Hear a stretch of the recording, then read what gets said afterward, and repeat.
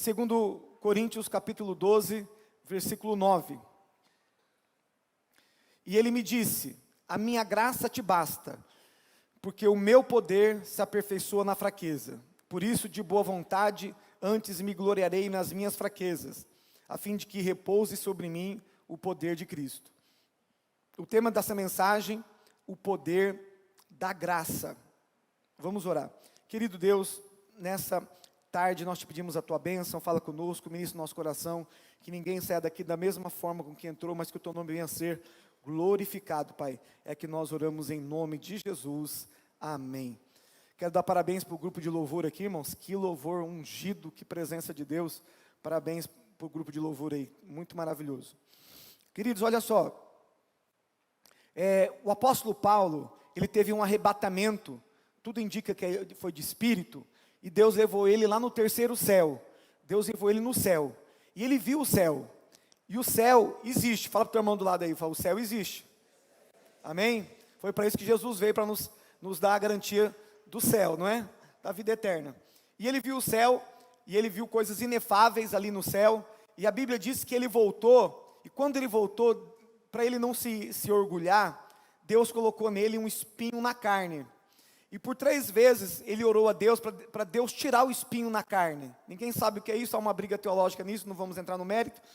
E Deus falou para ele assim: Paulo, a minha graça te basta, porque o meu poder se aperfeiçoa na fraqueza. Por isso de boa vontade, aí ele fala: por isso de boa vontade, antes me gloriarei nas minhas fraquezas, a fim de que repouse sobre mim o poder de Cristo. Então Deus falou para ele assim: a minha graça te basta, porque o meu poder se aperfeiçoa na fraqueza. Então hoje nós vamos falar, irmãos, do poder da graça. A graça, nós precisamos da graça para sermos salvos, né, quando nós entregamos nossa vida a Jesus, mas nós precisamos da graça ainda na nossa vida cristã, que muitas vezes nós achamos assim: o que é, se a gente falar o que é graça, aí uns vão falar assim: graça é favor imerecido. Tá certo, é um favor imerecido, mas não é só isso.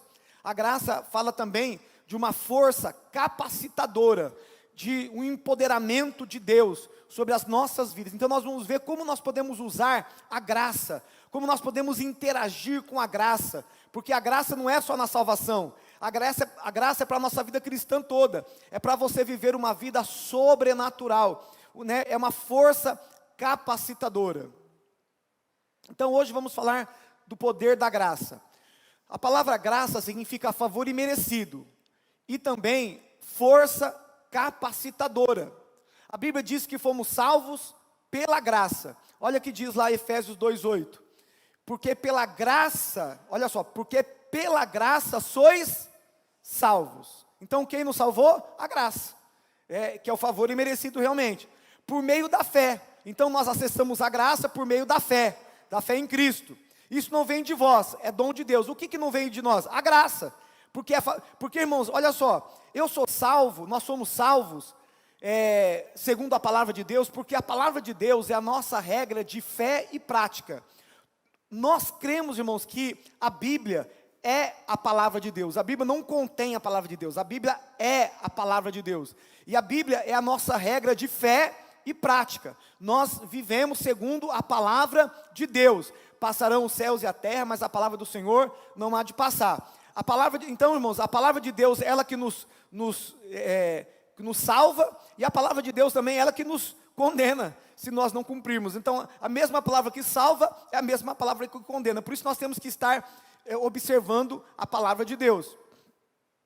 Então, olha só, o que é bom nisso, não vem das obras. O que não vem das obras? A salvação, não é? Não vem das obras, para que ninguém se glorie.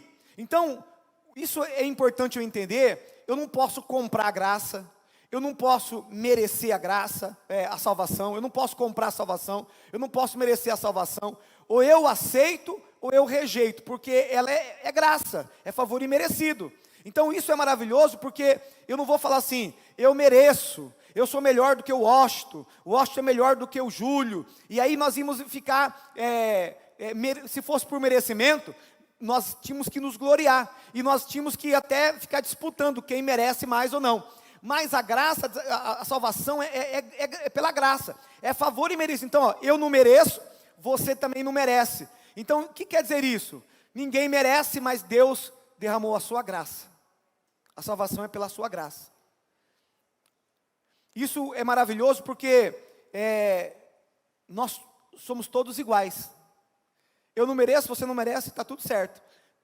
Tudo foi um propósito de Deus, foi Deus que fez por nós. É a graça dele que nos alcançou, o amor dele que nos alcançou. Foi de graça para nós, né? Mas não para Jesus, né? Jesus pagou um grande preço. A obra da cruz foi muito difícil, não é? E muito poderosa na cruz do Calvário. Agora olha o versículo 10, porque somos feitura sua, criados em Cristo Jesus para as boas obras, as quais Deus antes preparou para que andássemos nelas. Então, entenda bem, se você não entender, na célula você vai entender, nós vamos falar essa palavra aqui na célula. Você não é salvo pelas obras, mas depois que você foi salvo para as boas obras. Se não entender, eu vou falar de novo, depois você vai tirar a tua dúvida na célula. Então, você não foi salvo pelas obras, mas para as boas obras. Então nós não fomos salvos pelas obras, porque é graça, favor imerecido. Mas depois que você foi salvo para praticar as boas obras. As obras não te salvam, mas depois que você é salvo, você precisa praticar as boas obras. Você não é salvo pela, mas para. Amém?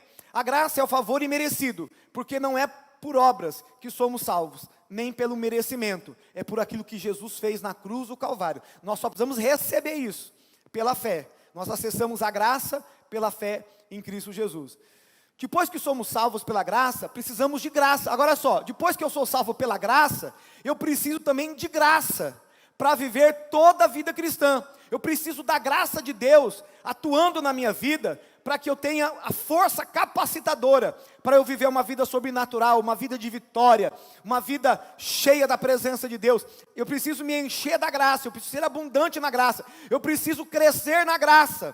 Por quê, irmãos? Porque a graça não é só para a salvação, a graça tem que ser na salvação, mas depois que eu sou salvo, eu preciso agora crescer nessa graça, eu preciso atuar com a graça, eu preciso estar cheio da graça de Deus.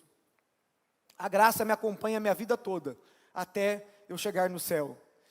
Então não tem como falar da graça sem falar da lei, porque antes da graça havia a lei. Nós vamos falar um pouco como funcionava a lei, o Velho Testamento, a velha aliança. Nós vamos viajar, irmãos, em vários versículos da Bíblia, do Velho, do Novo. Nós vamos ler muitos versículos agora.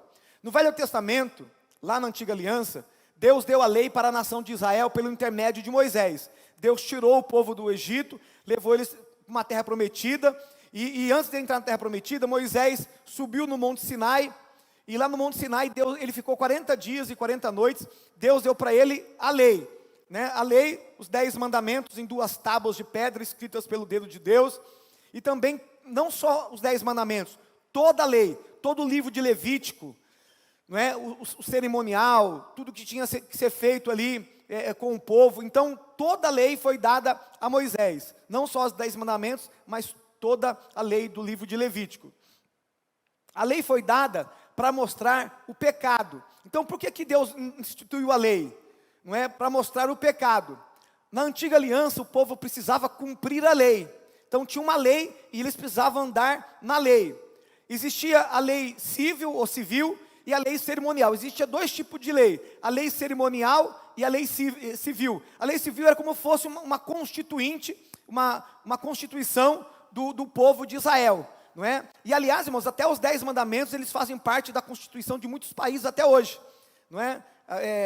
Nós vemos que os 10 mandamentos fazem parte da constituição de muitos países até hoje. Então existia a lei civil, existia a lei cerimonial, alguns dizem que também existia a lei moral.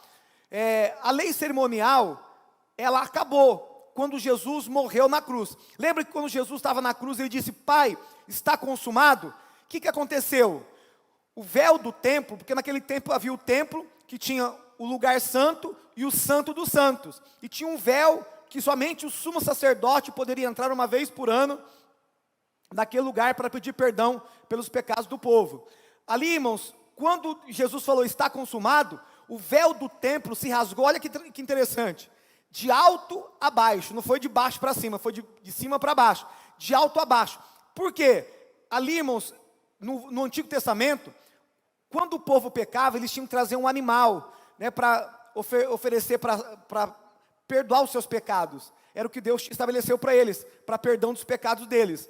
Naquele momento, quando Jesus ele morre, Jesus era o Cordeiro de Deus que tira o pecado do mundo, porque o Velho Testamento, ele apontava para Jesus. Quando Jesus diz, está consumado, o Cordeiro de Deus, de uma vez por todas, morreu por todo mundo, não é? Para perdão de todos os pecados. Agora, não precisava mais da lei cerimonial. A lei cerimonial acabou para sempre. Acabou para sempre. Essa lei cerimonial era a oferta de animais para perdão de pecados. A lei civil, que era constituída pelos mandamentos e outras regras, sofreu mudanças por Jesus. A lei civil, Jesus não revogou a lei civil, ele só mudou de lei.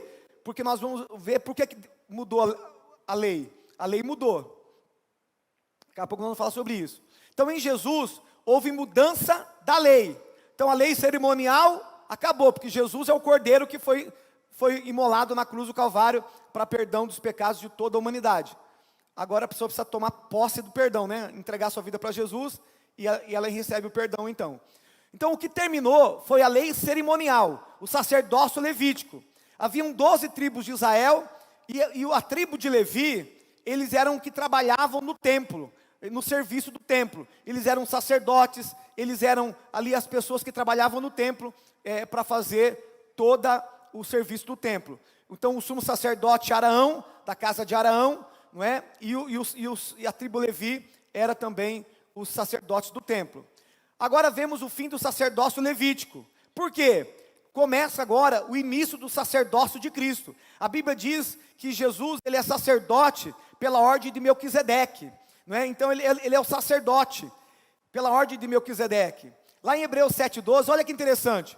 Pois mudando-se o sacerdócio, necessariamente se faz mudança da lei. Mudou o sacerdote, porque agora Jesus é o nosso sumo sacerdote. Jesus agora, ele é o sacerdote. Então, mudando o sacerdote, muda-se a lei. Houve mudança da lei. Nós não estamos mais debaixo da lei do Antigo Testamento. Nós estamos debaixo agora da lei de Cristo, que é chamado graça. Chamado graça. Então, Romanos 10,4, pois Cristo é o fim da lei, essa lei cerimonial, para justificar a todo aquele que crê. Então, Cristo é o fim da lei, mas lembra que tem duas leis. A primeira, a lei cerimonial, acabou. Mas a lei civil, ela continua. Mas agora Jesus, muda-se a lei. Mudando o sacerdote, muda-se a lei. Antes as pessoas então tinham que trazer um animal, sacrificar para perdão dos seus pecados. Mas agora Jesus é o Cordeiro que morreu por todos os nossos pecados, amém? Glória a Deus, Jesus morreu de uma vez por todas, não é? Nós não precisamos mais de sacrifício de animais, não precisamos mais disso, porque Jesus, ele é o Cordeiro de Deus que sacrificou a sua vida por mim e por você, de uma vez para sempre. Então agora estamos debaixo da lei de Cristo. Houve então mudança de lei. Por que houve mudança? Porque houve mudança de sacerdócio, como vimos lá em Hebreus. Mateus 11,13, pois todos os profetas e a lei profetizaram até João.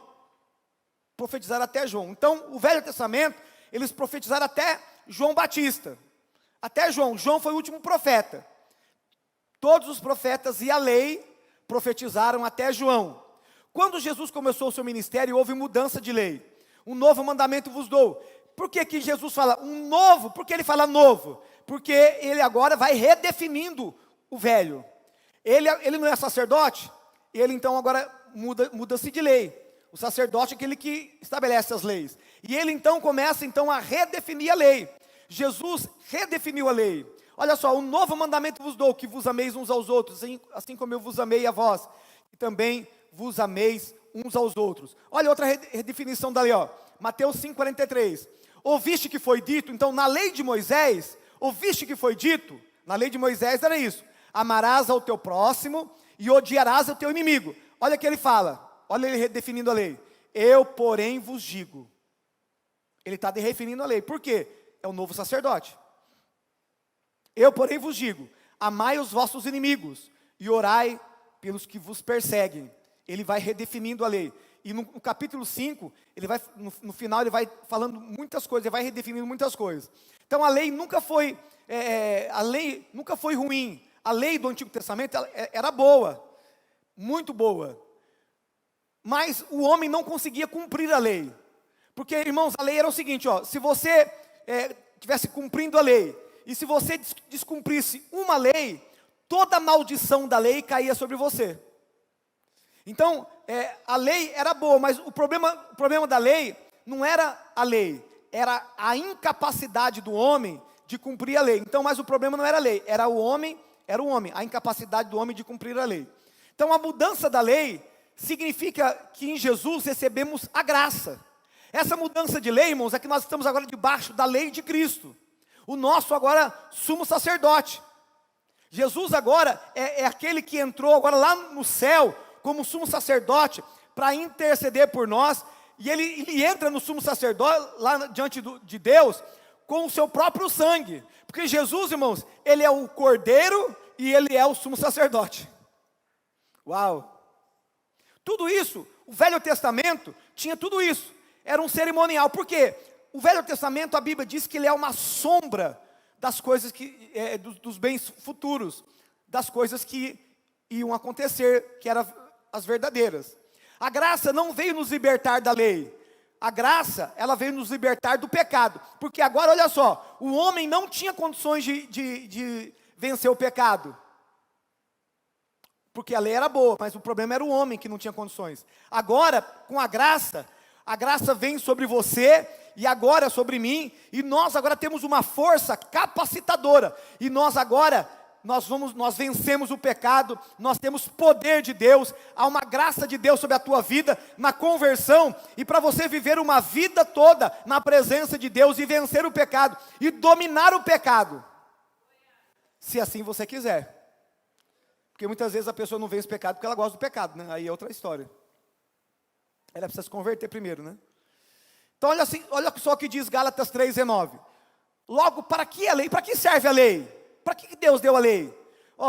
Foi acrescentada por causa das transgressões, foi por causa do pecado. Até que, irmãos, ele fala do quê? De um tempo estabelecido. Até que viesse o descendente, a quem a promessa tinha sido feita. Quem que é essa pessoa? Jesus. Até que viesse o descendente. Então a Bíblia diz até que, fala do quê? Prazo de validade, até que viesse o descendente, né? A quem a promessa tinha sido feita e foi ordenada por meio de anjos, pela mão de um mediador, que é Jesus. Então estamos debaixo, não mais da velha aliança, mas estamos debaixo de uma nova aliança, feita pelo sangue do Cordeiro de Deus, feita pelo nosso Jesus. Em Hebreus 8:13 diz assim, dizendo, novo pacto, nova aliança. Então se tem nova aliança, ele tornou antiquado o primeiro. Se tem novo, é porque o velho se tornou antiquado. E o que se torna antiquado e envelhece, perto está de desaparecer. Lá em Hebreus 9:10, sendo somente no tocante a comidas e bebidas, e várias abluções que são purificações, umas ordenanças da carne, impostas até um tempo de reforma. Então, toda aquela lei cerimonial, irmãos, ela foi colocada para quê? Para as pessoas entenderem como que ia acontecer através de Jesus. Porque nós entendemos agora, o Velho Testamento, ele fala de códigos, ele fala de sombra, porque agora nós vamos entender agora o que Jesus fez conosco.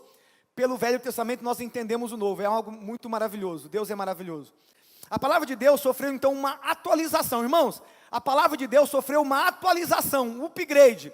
Esses tempos atrás, alguns pastores começaram a falar na televisão, que a Bíblia precisava de ser atualizada, não é? Irmãos, a Bíblia já foi atualizada, é que tem gente que não entendeu ainda, né? Ela já foi atualizada, e quem atualizou foi Jesus, mas estava profetizado. Então, não existe atualização da Bíblia, existe uma mente renovada, é uma mente do Espírito, para você entender as coisas do Espírito, porque a palavra de Deus já foi atualizada, já sofreu um upgrade. Jesus é a própria atualização. Olha só, que Moisés disse, Deuteronômio 18:15, o Senhor teu Deus te suscitará no meio de ti, dentre teus irmãos, um profeta semelhante a mim, a ele ouvirás. Então quem falou isso? Moisés. Vai chegar um homem, um profeta semelhante a mim, a ele ouvirá. Me esquece e ouve ele, porque ele é o cara. Ele é o cara. Agora só para você ver quem era Moisés. Pastor, quem era Moisés? Eu vou explicar para você quem é Moisés. Números 12, 6.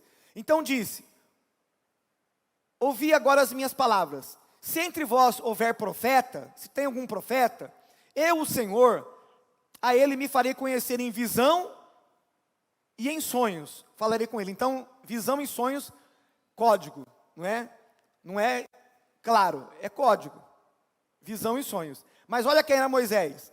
Mas não é assim com o meu servo Moisés, que é fiel em toda a minha casa. Ó, é obediente, muito obediente. Moisés era muito obediente. Olha o 8. Boca a boca eu falo com ele. Tem umas traduções que fala face a face eu falo com ele. Claramente, e não em enigmas, não é em visão e sonho, não. Eu falo com ele face a face, boca a boca. Pois ele contempla a forma do Senhor. Ele é diferente. Ele tem uma linha de comunicação diferenciada. Porque, pois, não temestes falar contra o meu servo, contra Moisés? Até naquele tempo tinha gente que falava mal do líder. Até naquele tempo tinha gente que... O cara era um homem de Deus, um homem chamado por Deus e gente falando mal do líder. Amém, irmãos? Fala para o teu irmão do lado, irmão, não deixa ninguém falar mal do teu líder, não. Na tua frente. Amém? Glória a Deus. Até naquele tempo tinha os fofoqueiros de plantão. Então Moisés, irmãos, ele tinha 3 coisas que faziam dele uma pessoa especial. Moisés tinha 3 coisas que faziam dele um homem especial. Moisés, ele tinha uma linha de comunicação diferenciada com Deus, o próprio Deus falou ali. Moisés, ele operava sinais e milagres. Lembra as pragas do Egito? Esses dias eu assisti no canal da Disney, o Príncipe do Egito. Eu assisti esses dias aí. Estava em casa lá de boa, acho que até a Bruna estava lá, estava assistindo e eu vi aqueles milagres, Moisés tocando no rio Nilo, e o rio Nilo se tornando em sangue. Irmãos, eu falei, meu Deus, uau! Eu ficava todo animado, eu falei, Jesus, aleluia, glória a Deus. Esse é o nosso Deus, né, irmãos? E ele fazia sinais e milagres. Moisés tinha sinais e milagres. E Moisés também era um legislador. A lei foi dada através de Moisés. Então Moisés também era um legislador, porque ele também recebeu, as leis de Deus. Então olha só, achamos que Moisés falou da lei. Atos 3, 22. Ele repete Deuteronômio 18, 15. Pois Moisés disse, olha só. Pois Moisés disse, suscitar-vos-á o Senhor vosso Deus, dentre vossos irmãos, um profeta semelhante a mim. A ele ouvirás em tudo quanto vos disser. Então Jesus foi como Moisés. Jesus foi como Moisés. Com certeza, muito maior do que Moisés, né, irmãos? Mas nós estamos falando como homem. Porque Jesus era 100% homem e 100% Deus. Como homem, Jesus era como fosse o Moisés aqui na terra. Mas estamos falando de Jesus como homem. Porque Jesus também tinha uma linha de comunicação diferenciada com Deus. Moisés também tinha, Jesus também tinha. Moisés fazia sinais e milagres. Jesus também fazia sinais e milagres. Cego de nascença. Já pensou curar um cego de nascença? Um morto ressuscitado. Lázaro, 4 dias morto. Uau! E ele foi também um legislador. Um novo mandamento vos dou. Então, olha só, Moisés não falou? Vai ter um profeta semelhante a mim. A ele me ouvireis em tudo. Ele está dizendo assim, quando chegar Jesus, me esqueçam. Ouve a ele. Ouve a ele. Então, irmãos, Jesus é muito maior, não é, do que Moisés, porque ele, além de ser como Moisés, ele é o Salvador, ele é o Senhor e ele é o Filho de Deus. Agora, olha só. A graça não veio abaixar o padrão, e sim aumentar o padrão. Há uma régua aqui, irmão, de santidade, e muitas pessoas, existem algumas igrejas que estão pregando agora a hipergraça. O que é a hipergraça? A hipergraça fala assim, olha, nós não estamos mais na lei, nós estamos na graça, e a graça pode pecar à vontade. Por que é graça? Porque eles acham que na graça não tem juízo, não tem punição. Mas eles confundem, irmãos, longanimidade com impunidade. A graça vai ter longanimidade. Deus vai dar tempo para a pessoa se arrepender. Porque na lei de Moisés, irmãos, as pessoas eram apedrejadas, as pessoas eram mortas. Ali era olho por olho, dente por dente. Essa era a lei de Moisés. Agora a graça não. A graça, Deus ele vai dar tempo para as pessoas se arrependerem. Mas vai ter juízo. As pessoas, elas confundem longanimidade com impunidade. Nós vamos falar um pouquinho sobre isso. Então, irmãos, mudança de lei é Deus cumprindo a lei. Por que teve mudança de lei? Deus estava cumprindo o que Ele falou na Bíblia. A mudança de lei, irmãos, já estava escrito, era profetizado. Então, até o Moisés falou, vai vir um profeta semelhante a mim. Mateus 5:27, ouviste que foi dito? Olha só, veja se a graça ficou a mesma coisa, ou a graça agora, o padrão da graça é mais alto do que a lei. Porque alguns estão dizendo assim, não, agora a graça pode pecar.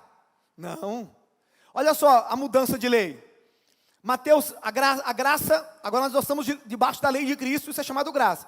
Mateus 5:27, ouviste que foi dito, não adulterarás, porque na lei tem lá os 10 mandamentos, e um é, não adulterarás, não furtarás, não cobiçarás, e aí tem várias leis. Olha o que Jesus fala, Ele redefine a lei. Eu, porém, vos digo, Ele redefine a lei.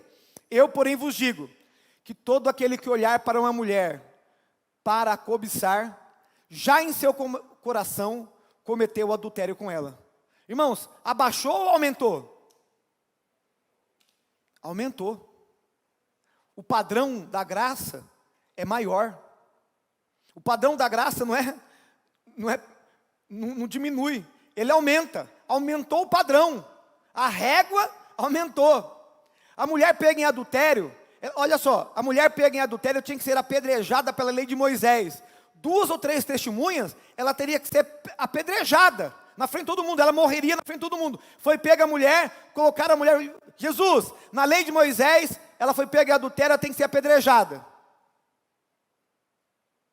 Aí Jesus falou assim, quem não tem pecado, atire a primeira pedra. O que aconteceu? Os mais velhos foram embora primeiro. Por que os mais velhos foram embora primeiro?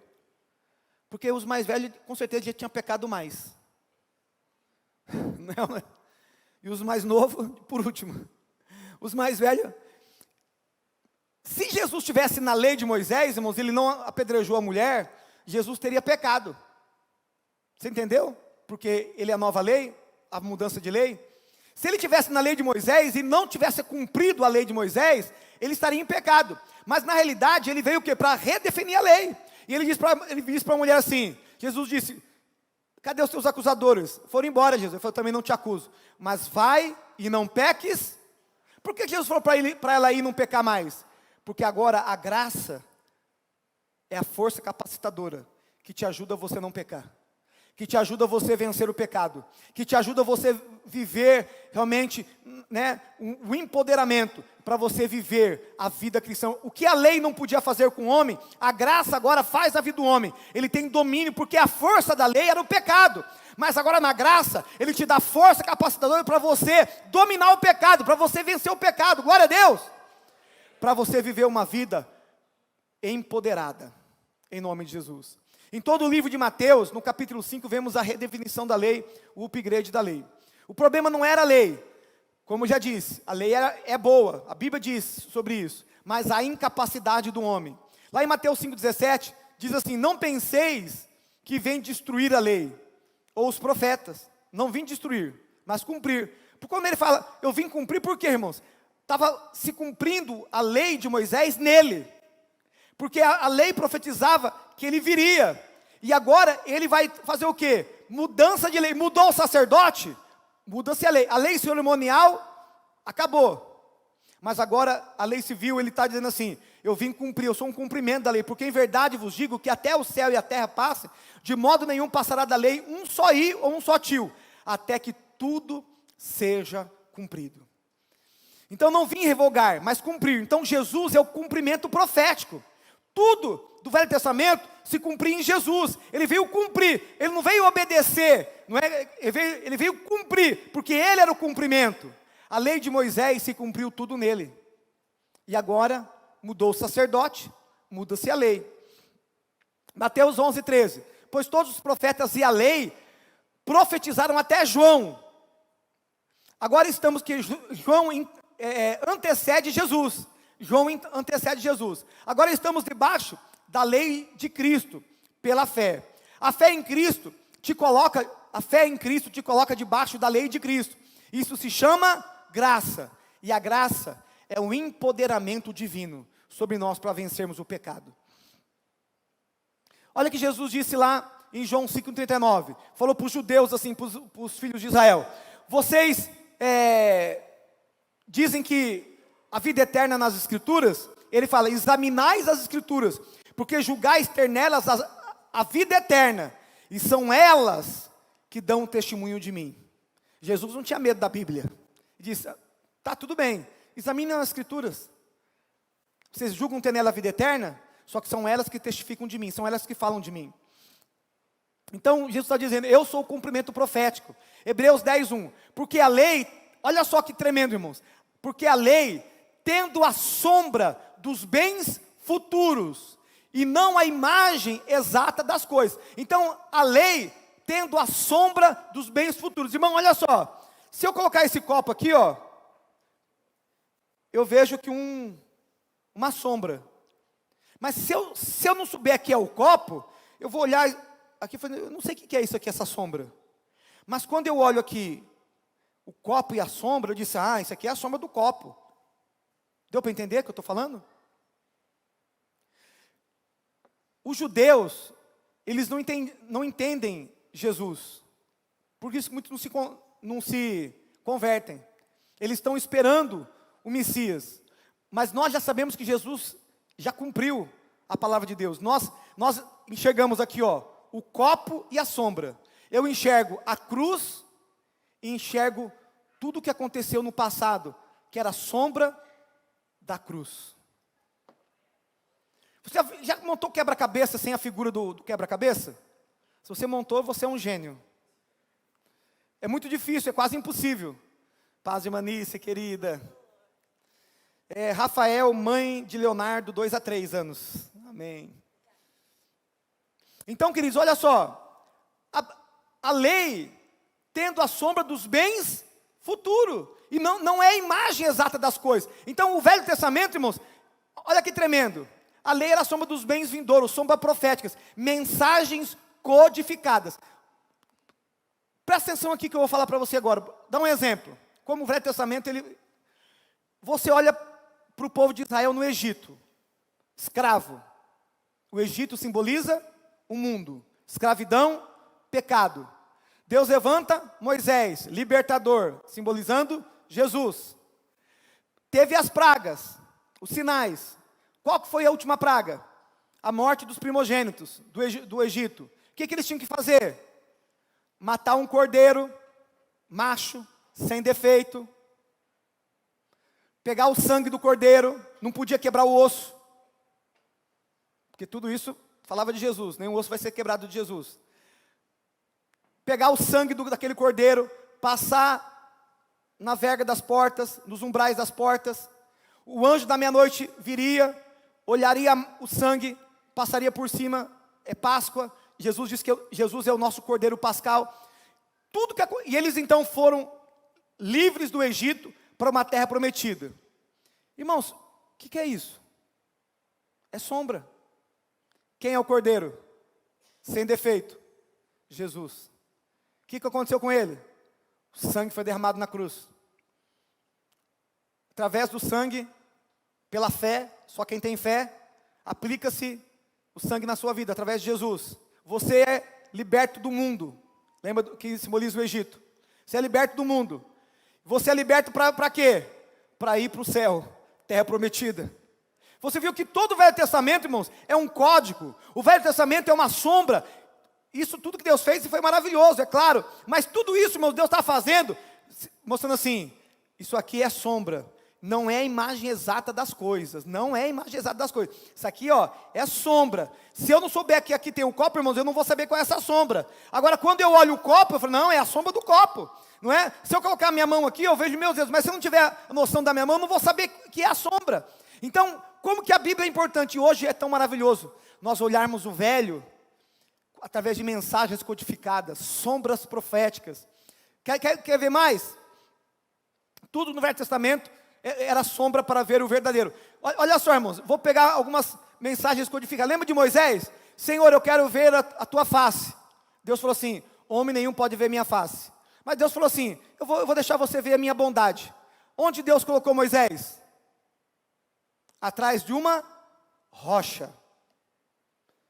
E ele então, Deus passou, ele viu as costas de Deus pela rocha. Quem que é a rocha, irmãos? Quem que é a pedra de esquina? Se alguém tropeçar nela, vai ser despedaçada. Jesus, você só pode ver Deus por Jesus. Rapaz, a Bíblia não é sombra? Mas vamos ver mais, Números 21:8, olha só, o povo reclamando, murmurando, que o povo lá do Velho Testamento era terrível, irmão. Murmurava, um povo duro, né? Murmurava, e aí, irmãos, Deus mandou serpentes abrasadoras e picou os israelitas, eles morreram lá no deserto, e aí Moisés falou assim, o povo está clamando, Deus, o que eu faço? Olha o que Deus falou para ele, lá no deserto, Números 21:8, então disse o Senhor a Moisés, faz uma serpente de bronze, faz uma serpente de bronze, por que bronze? Juízo.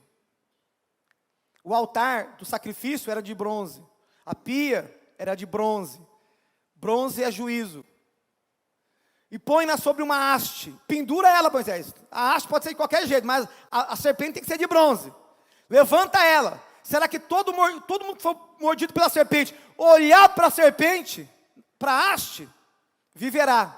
Fez, pois, Moisés uma serpente de bronze e pô-la sobre uma haste, e sucedia que, tendo uma serpente mordido alguém, quando esse olhava para a serpente de bronze, vivia. Você fala assim, uau! Isso aqui simboliza o quê? João 3,14. Nós conhecemos muito João 3,16. Deus amou o mundo de tal maneira que deu seu Filho unigênito. Deus deu seu Filho, fala comigo assim, unigênito. Guarda essa palavra unigênito. Olha só, João 3,14. E como Moisés levantou a serpente no deserto, assim importa que o Filho do Homem seja levantado. Todo aquele que olha para a cruz, recebe perdão dos pecados.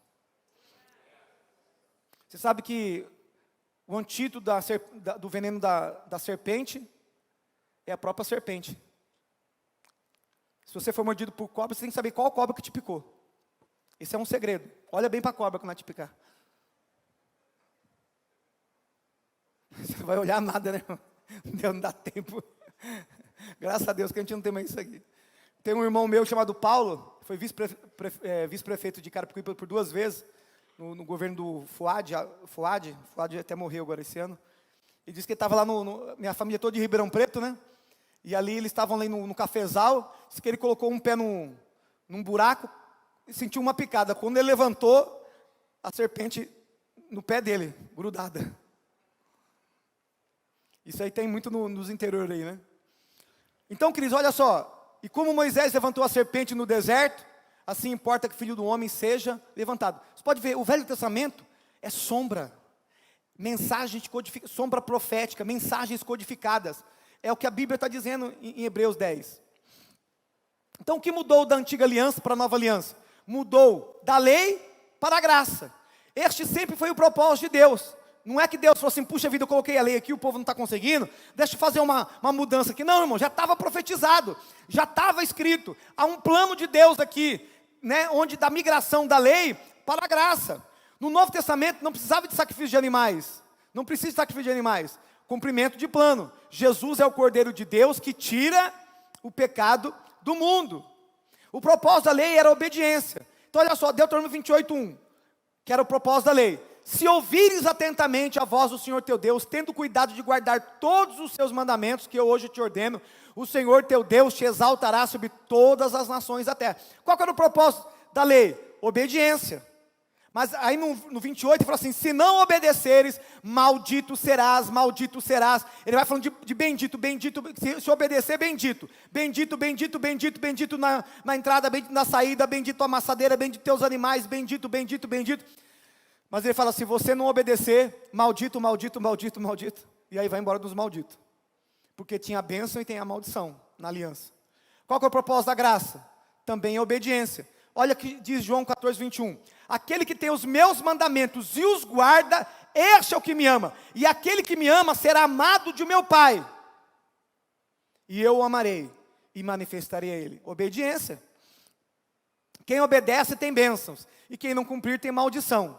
Ananias e Safira, irmãos, lembra dos primeiros casal? Porque alguns falam assim, não, na graça não tem maldição, não tem julgamento. E Ananias e Safira? Lembra do casal? Eles venderam uma propriedade, estavam no propósito do Gideão, 7 envelopes, em vez de trazer 100 reais, trouxeram 50, o miserável. Tocou no altar, morreu, fulminado.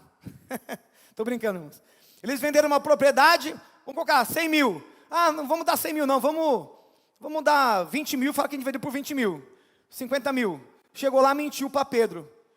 E a Bíblia diz que Ananias morreu. Caiu duro. Veio a mulher dele, contou a mesma história, morreu também. Por quê, irmãos? Mesmo no tempo da graça, tem juízo.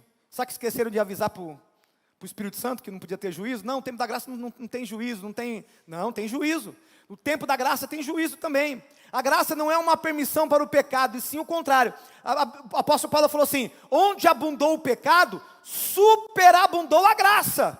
Onde abundou o pecado, superabundou. Aí ele falou assim, então eu vou pecar? Aí Paulo falou assim, de maneira alguma. A graça, querido, é a força capacitadora para você vencer o pecado. Porque se você não vencer o pecado, você está na lei. A força do pecado é a lei, mas a força da graça é a obediência. É a força capacitadora, é graça na conversão e graça para você viver a tua vida cristã toda. É graça.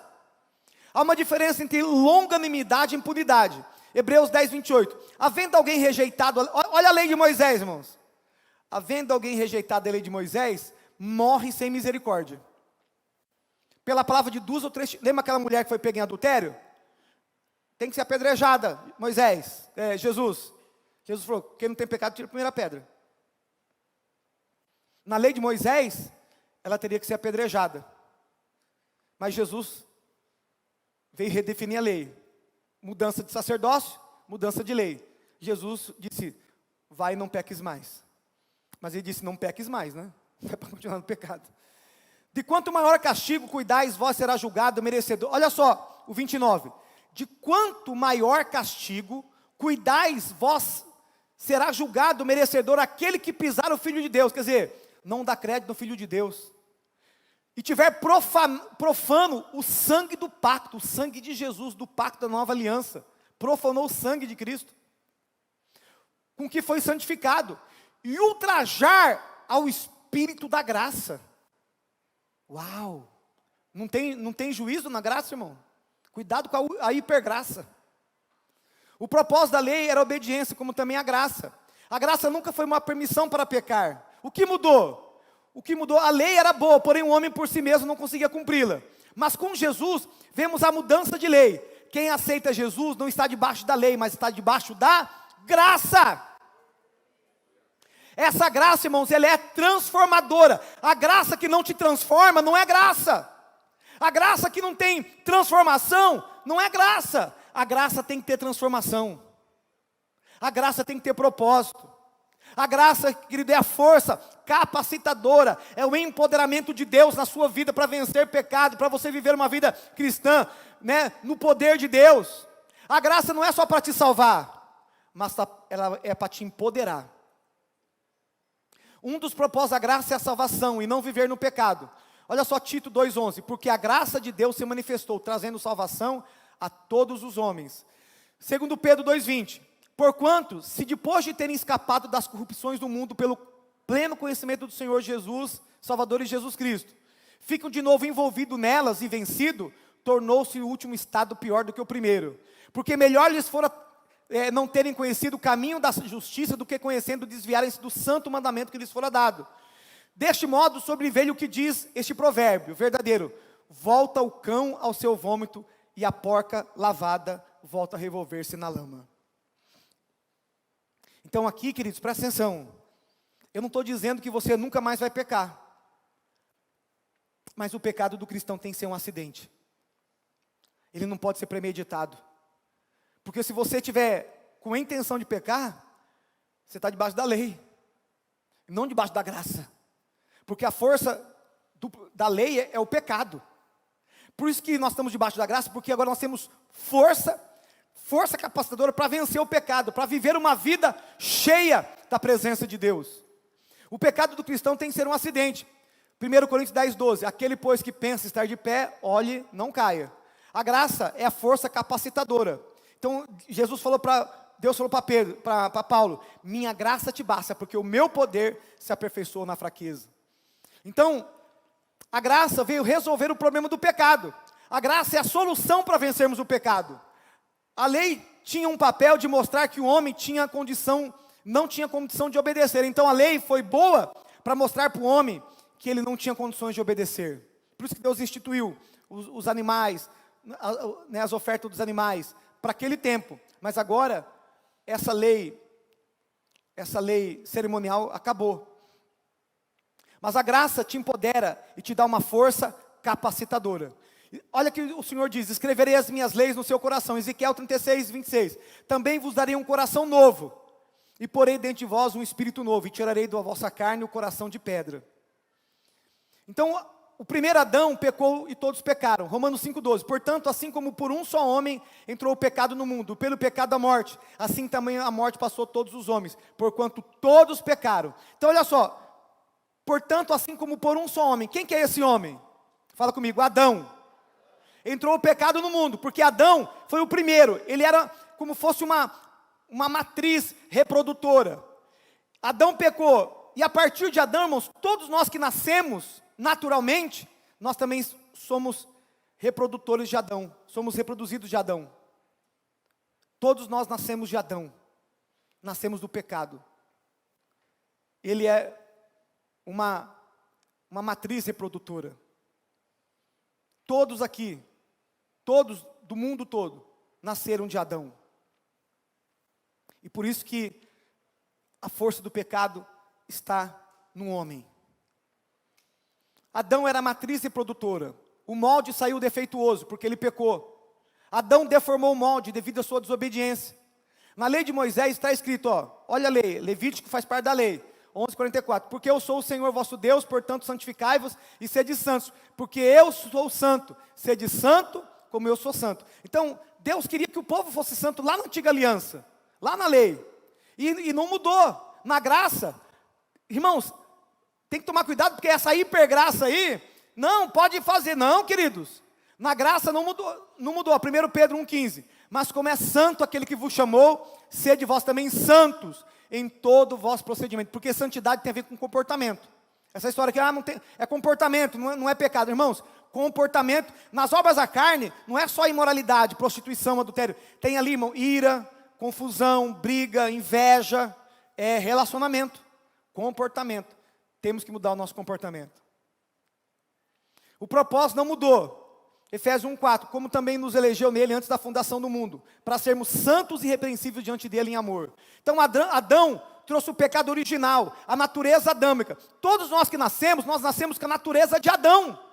A natureza adâmica, a natureza pecaminosa. O problema do homem é o que ele é, sua natureza adâmica.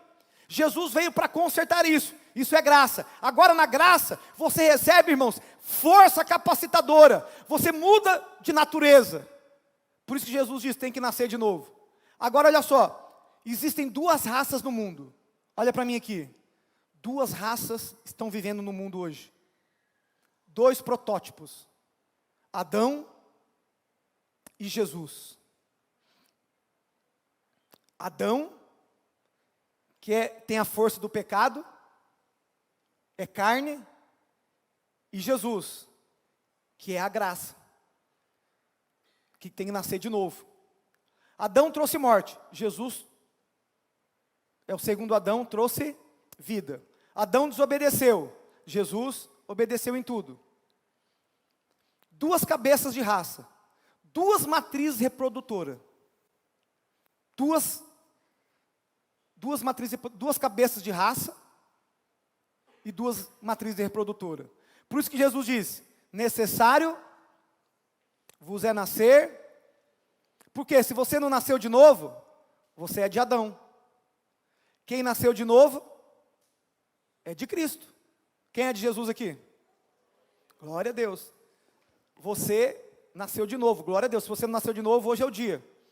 João 3,6, o que é nascido da carne é, o que é nascido de Adão é Adão, o que é nascido do Espírito é Espírito.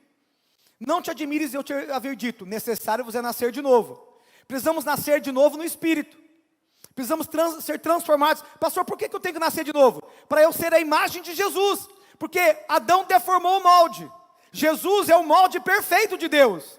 Então um desobedeceu e um obedeceu. Duas raças, dois protótipos. Duas cabeças de raça. O propósito de Deus é nos transformar segundo a imagem do seu Filho. É igual essas empresas que têm essas séries tem um molde, né?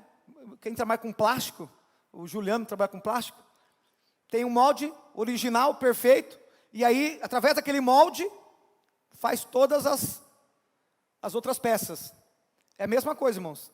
Dois moldes, um defeituoso e um perfeito. E muitas vezes, você não está vencendo o pecado, porque você ainda não está acessando a graça.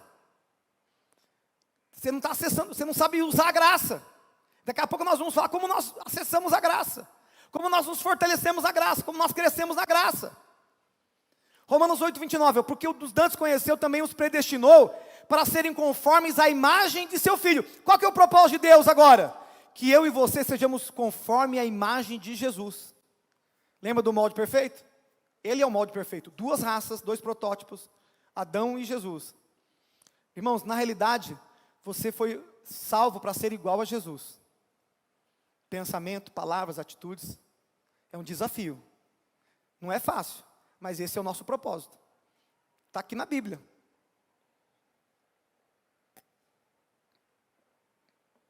Olha só, a fim de que ele seja o primogênito entre muitos irmãos. Mas Jesus não é o filho unigênito? Lá em João 3,16? Ele não é unigênito? Deus não só tinha um filho? Por que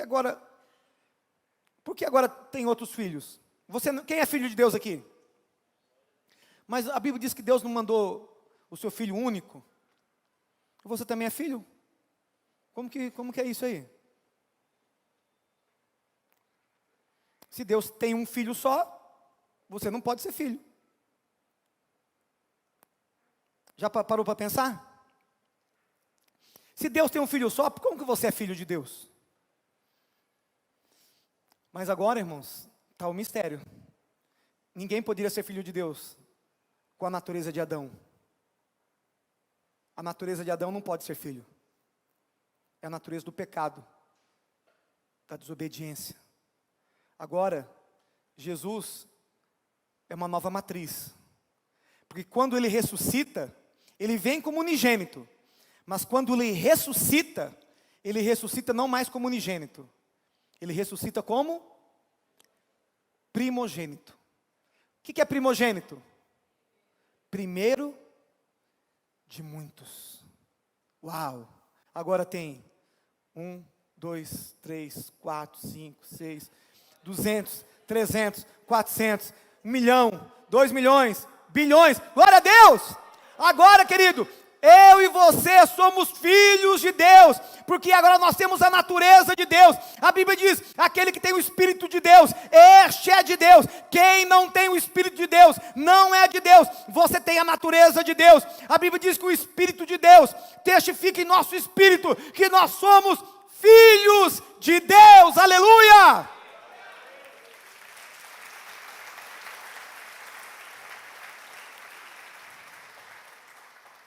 Lembre que existem duas matrizes reprodutoras na terra hoje, Adão e Jesus.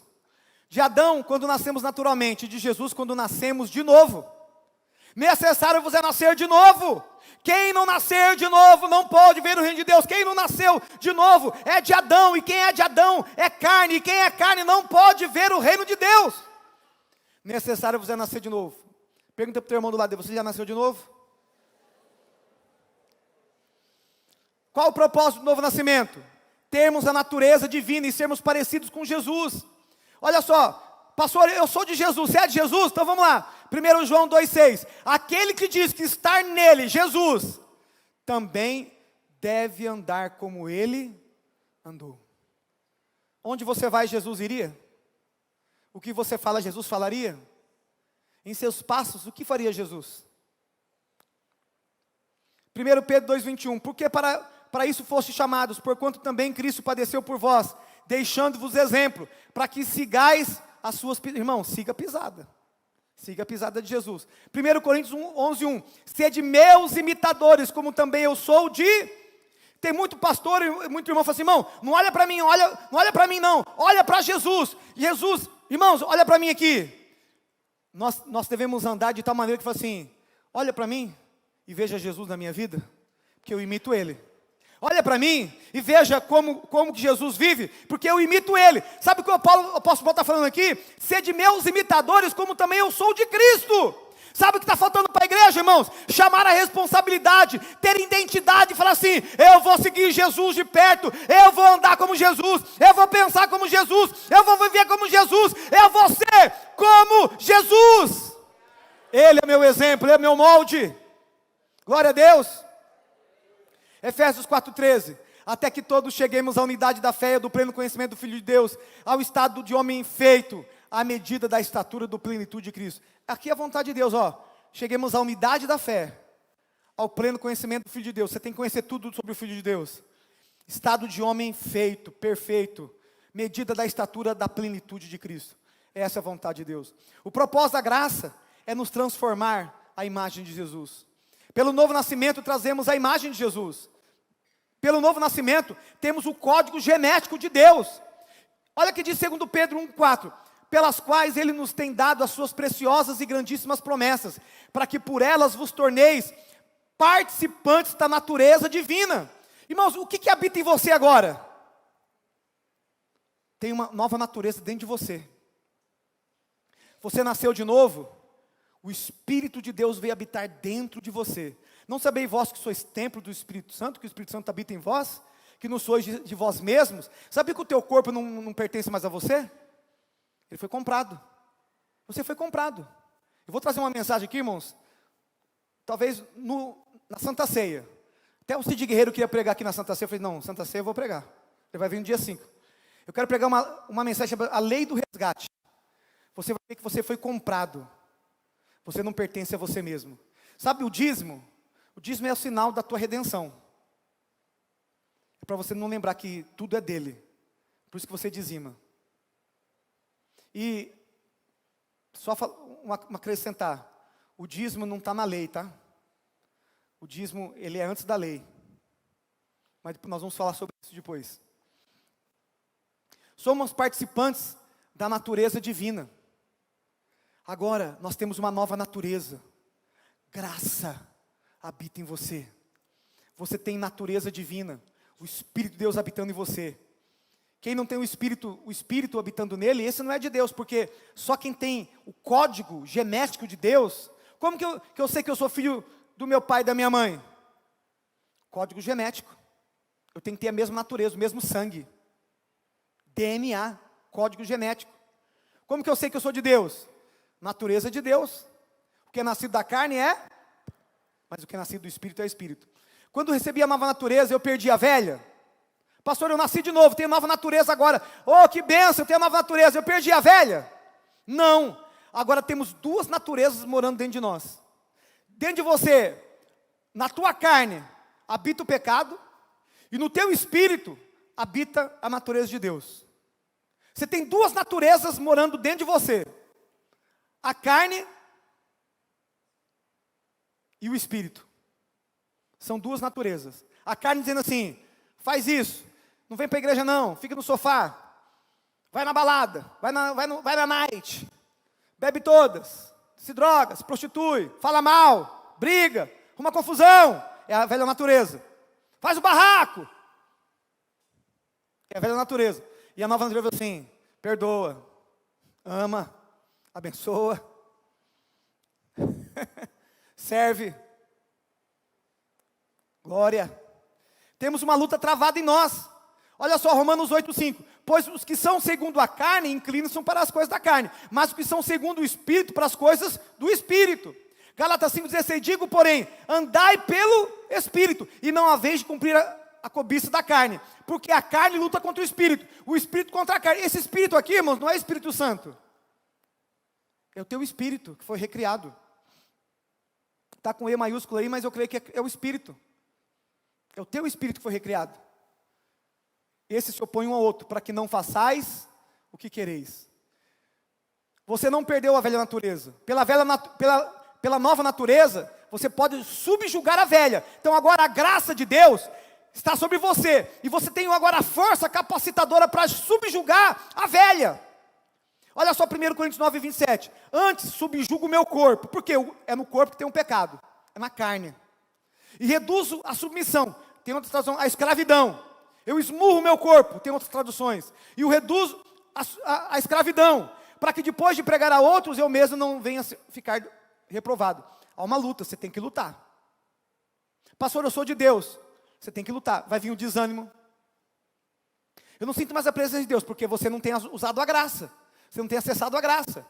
1 Coríntios 10, 12. A Bíblia diz que não veio tentação, senão humana.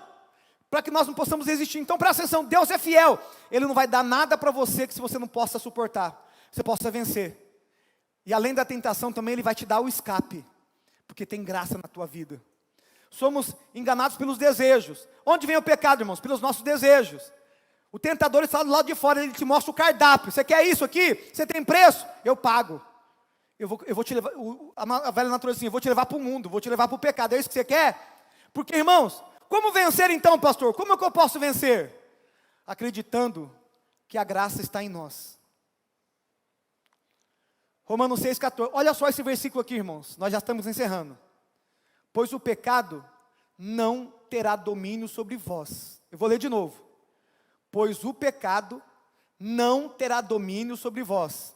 Porquanto, ele resume toda a minha pregação aqui.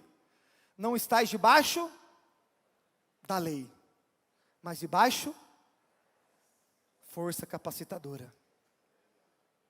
Lembra que a força da lei qual que é? O pecado. Se você não está vencendo o pecado, você não está conseguindo vencer, você não está conseguindo acessar a graça. A força da lei é o pecado, mas nós vencemos o pecado pela graça. Força capacitadora. O conteúdo da graça é a obediência. A quebra do domínio do pecado é o ponto principal da graça. A graça ela vem para quebrar o pecado, para vencer o pecado. A graça é força capacitadora, a graça é liberdade. Gálatas 5,18. Mas se sois guiados pelo Espírito, não estáis debaixo da lei, porque a força da lei é o pecado. Olha o que diz Hebreus 4,14. Tendo, portanto, um grande sumo sacerdote. Lembra que Jesus é nosso sumo sacerdote? Mudou o sacerdote, mudou a lei. Jesus, Filho de Deus, que penetrou nos céus. Jesus penetrou nos céus como sumo sacerdote, com seu próprio sangue. Lembra que o sumo sacerdote, ele entrava no lugar santíssimo, no Santo dos Santos, né, com o sangue. Ele era o sumo sacerdote, entrava com o sangue para pedir perdão pelo pecado das pessoas. Isso era sombra. O véu rasgou. Porque agora, nós temos um sumo sacerdote chamado Jesus, que entrou na presença de Deus no céu, com seu próprio sangue, para perdoar os nossos pecados e interceder por nós. Porque não temos um sumo sacerdote que não possa compadecer-se das nossas fraquezas, porém um que como nós, em tudo foi tentado, mas sem pecado. Olha que diz 16, cheguemo-nos, pois, confiadamente aonde? Como que eu venço, pastor? Eu chego confiadamente aonde? Fala comigo, trono da graça. Eu chego no trono da graça, para que recebamos misericórdia, achamos graça, a fim de sermos socorridos no tempo oportuno. Querido, sabe onde está o teu socorro? No trono da graça. A graça de Deus está na sua vida. Você vai vencer, meu irmão, pela graça de Deus na sua vida. A graça que te salva, é a graça que te empodera, para você viver uma vida sobrenatural. A graça não está agindo na minha vida. Se a graça não está agindo na minha vida, a graça não está agindo na minha vida se eu não estou vencendo. Então, se eu não estou vencendo, a graça não está agindo. Eu não estou conseguindo acessar a graça. Olha só, Romanos 5,2. Acessamos pela fé esta graça. Podemos crescer na graça. Ó, segundo Pedro 3,18. Crescei na graça. Se você pode crescer, você pode cair? Sim. Se você cresce, você diminui. Tem gente, irmãos, que tem uma graça pouca. Que a gente pode estar crescendo. A Bíblia diz que Jesus crescia Jesus não tinha pecado, mas ele crescia em graça e em conhecimento. 2 Coríntios 6:1, não recebeis a graça de Deus em vão. Cuidado para você não receber a graça em vão. Podemos cair da graça. Olha só, separados estáis de Cristo, vós que vos justificais pela lei, da graça decaíste. Cuidado para você não decair da graça. Não se aparte da graça, tendo cuidado de que ninguém se prive da graça de Deus. Não deixa vir raiz de amargura, falta de perdão. Retém a graça. Hebreus 12:14, retenhamos a graça. Retenha a graça. Como eu interajo com a graça? Eu interajo com a graça pelas... Pastor, como que me fortaleço na graça? John Wesley diz que existem os meios da graça. O que é o meio da graça? Na teologia, irmãos, eu aprendi que os meios da graça, para mim, que eu aprendi, que era Santa Ceia e batismo. Na teologia. Mas eu aprendi nesses dias, que John Wesley, estive lá na casa de John Wesley, me ajoelhei lá onde ele orava. Aleluia. Que honra. Queridos, olha só. Como que eu interajo com a graça? Disciplina espiritual. Como que me fortaleço, pastor? Oração diária. Aliás, Jesus falou assim, oração do Pai Nosso, o pão nosso de cada dia. Jesus pediu para você orar todo dia. Não me deixe cair em tentação, livre-nos do mal. Oração. Eu tenho que acessar o trono da graça. Ah, pastor, tem gente que só vai no trono da graça porque cai. Você pode também no trono da graça, ele vai te perdoar. Mas vai no trono da graça todo dia e fortalece todo dia. Vence todo dia. Glória a Deus. Oração diária, meditação da palavra. Renova a tua mente. Jejum, igreja, culto, célula, discipulado. Ganhe almas. Adore, orando no Espírito Santo. O que é orar no Espírito Santo? Orabalabra, chude, cantalabra. Irmãos, quando você ora, por que Deus batizou você com o Espírito Santo? Só para falar que você batizou com o Espírito Santo? Ora em línguas. A Bíblia diz, em Judas diz que aquele que ora em línguas, ele edifica a sua fé santíssima. A sua fé é edificada quando você ora em línguas. A graça é força capacitadora que está em nós. Romanos 5:2, eu acesso pela fé, como eu já disse. Tudo que não alimenta a nova natureza, fortalece a velha. A graça é o empoderamento de Deus para a sua vida. Eu vou repetir isso. A graça é o empoderamento de Deus em sua vida. Se você está fraco, irmão, é porque você não tem acessado a graça. Você não tem estado no trono da graça. Você não tem feito as disciplinas espirituais corretas. Você não está acessando pela fé. Você não está vivendo a graça que Deus tem na tua vida. Porque Deus não ia te salvar para deixar você fraco. Deus não ia te salvar para deixar você desanimado. Deus não ia te salvar para você morrer no deserto, meu irmão. Deus te chamou para você ser forte, corajoso, cheio da sua graça. Cresça na graça, interaja na graça, interaja com a graça. Olha Atos 4:3. Com grande poder os apóstolos davam testemunho da ressurreição do Senhor Jesus.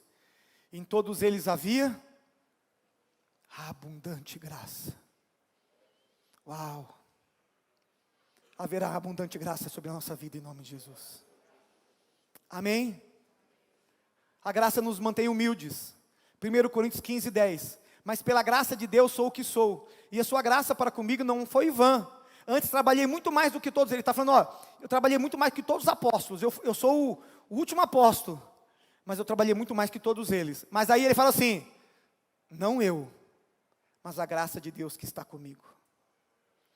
Quando você, irmão, sabe o que eu estou pregando aqui? Pela graça. Sabe por que você está aqui na igreja hoje? Pela graça. Se não fosse a graça de Deus, nem está aqui você estava. Irmãos, é impossível você viver a vida cristã sem a graça. Um dia eu passei uma luta, eu estava passando um momento muito difícil, irmãos. Mas eu estava com muita alegria, muita fé, com muita graça. E eu falei assim, eu não estou me reconhecendo. Aí um dia Deus falou para mim assim, não é você, meu filho. É a minha graça. Porque muitas vezes a gente pensa que é a gente, né? É a graça. Atos 6:8. Ora, Estevão, cheio de graça e poder, fazia prodígios e grandes sinais entre o povo. Estevão estava o quê? Cheio da graça. E para terminar, 2 Timóteo 2:1. Eu quero terminar com esse versículo. Comecei com o versículo, quero terminar com o versículo. Tu, pois, meu filho, fortifica-te na graça que há em Cristo Jesus. Vamos colocar de pé, chamar o grupo de louvor.